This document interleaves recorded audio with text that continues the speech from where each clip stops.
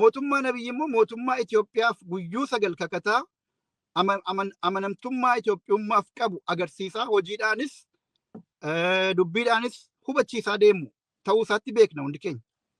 Kana buqqisnee kan biraa bakka buufnaarraa isuma jiru kana muuxannoo bulchiinsaa qabu kana akka Oromoo wajjin walii sifaa'utti akka saboota biraas hin miinetti akka tokkummaa biyyaas haaromsetti fufuu danda'utti sirreeffachuu gaariidha. Hafuura bareedaa waliin qabaachuu gaariidha. Ani hin tuffadhu jara mootummaa keessa jiru kana. Karaa hundaanuu muuxannoo bulchiinsaa kaleessa sirna duraanii keessatti horataa dhufan sana asseetiidha Oromoodhaaf beekumsi yookiin iskiiliin sun jechuudha. Governance skill. Oromoodhaaf barbaachisaadha. Amma yeroo kanatti namni Oromoo keessaa bahee muummicha ministeeraa ta'ee biyya sana bulchaa jiraachuun Oromoodhaaf humna dabalataa ta'uu danda'uu qaba.